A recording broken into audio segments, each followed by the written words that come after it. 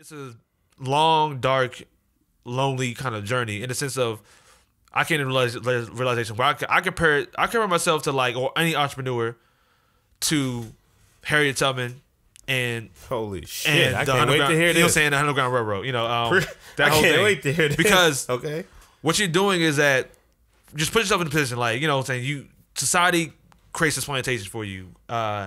You know, your whole job is to go outside, pick this cotton. You know, that's life. You know, you pick the cotton, you go to sleep, wake up, pick cotton, go to sleep. Mm-hmm. And then, you know, you look at Harriet Tubman, she's like, there's got to be something better than this out here. Yeah. There's got to be something better than this out here. Has to be life out here somewhere. Knowing, mind you, this is back when there's no internet, there's no source of reference that this place that you're thinking about really exists. Mm-hmm. A lot of people were born on the plantation and will die on the plantation. Facts. You're saying several times over, several generations over. Facts. And so when you're doing it, it's like for her to say that, you know what, I would rather take my chances out in the jungle, in the wilderness, before I spend another second here. Mm-hmm. And you're doing that, not knowing where you're gonna go, not knowing if anything exists. But that first trip, I'm talking about the first trip, being an entrepreneur. That's what it's really about. The entrepreneurs are the pioneers, and you know, saying the scouts that go out and see what's out there before anyone else will do it. They're just like, you know what, I'm gonna take the risk.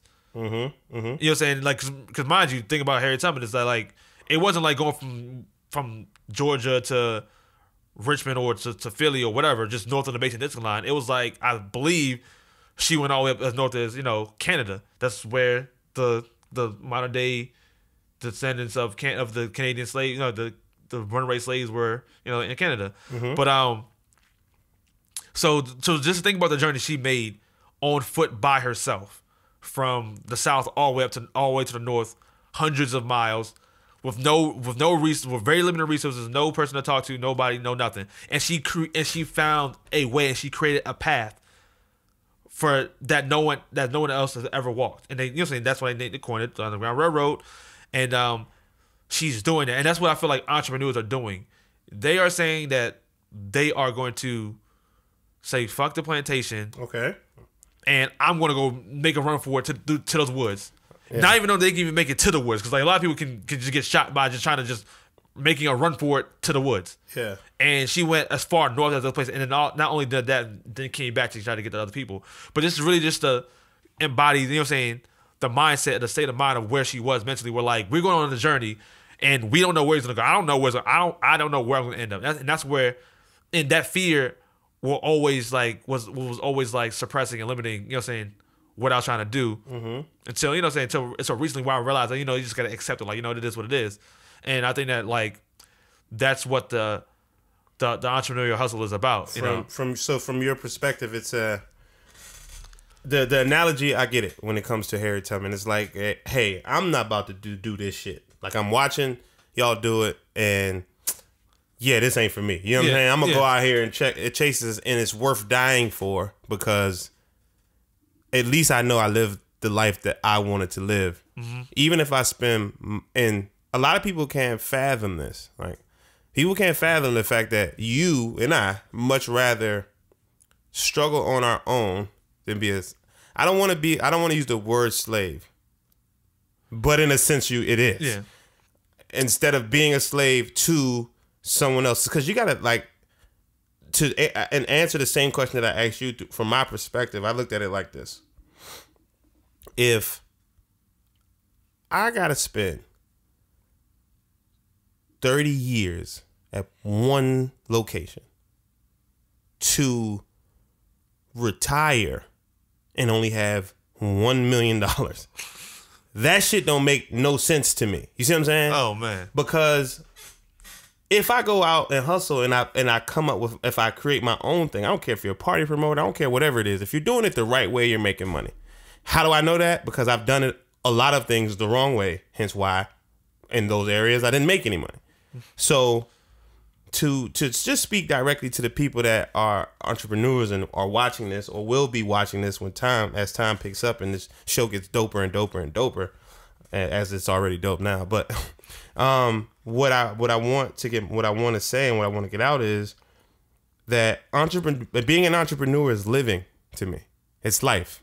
And it's rarest, in its purest form, it's life.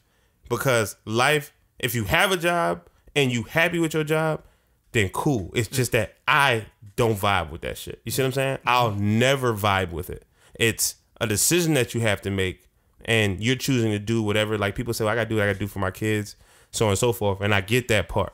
But if you can also create another hustle on the side that makes you more, because my mom told me this one thing. She says, are you surviving? Because you're not living. Yeah. People who work survive. You see what I'm saying? You out there hustling, bustling, you're living.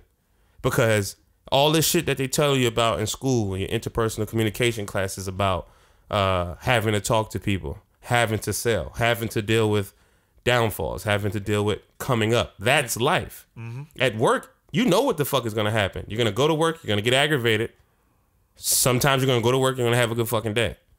You're going to have enough. You're going to have enough to, go on a little vacation. Every once in a while. Yeah, every once in a while. You plan for your vacation. You may make enough to like have a little side hobby, but it won't necessarily amount to nothing just to make you feel, like you're doing some other shit. Yeah. But it's not life. You see what I'm saying? Like, we used to go to, I used to tell Peanut, I used to tell Brianna all the time, like, yo, if we about to go to Miami, I'm like, yo, when we go to Miami, we need to have a fucking good time. You know what I mean? We need to, when we go to Miami, we need to go to Miami and fucking get on jet skis. We need to go kick it because that's living. And when I used to be on Snapchat heavy, people used to always ask me, dog. They used to be like, yo, what's that? Why you always say live on your Snapchat? I used to write it real big. Yeah. I'm not saying live, first off. I'm saying live. I'm saying enjoy your life and live. And to me, that's what entrepreneurism is. It's living. Because the moment this shit works, you know what I'm saying? We're about to break that shit all the way down. Yeah, we're about to break that shit all the way down because there's other aspects of entrepreneurism that we'll probably touch on, and then, when we do our other shows, we'll get into. Yeah. But I definitely want to go from the mindset of entrepreneur to a famous quote that, and I'm gonna paraphrase because I can't quote Jay exactly, but Jay-Z says, people act like you work this hard to stay the same. But I'm working this hard to change my way of life. You see what I'm saying? But and I'm paraphrasing, but he said, I didn't work this hard to stay who I am. I worked this hard to improve myself. I worked this hard to improve my way of life. So is it a reality that I'm acting different? No. But if I were to be acting different, this is what I worked for.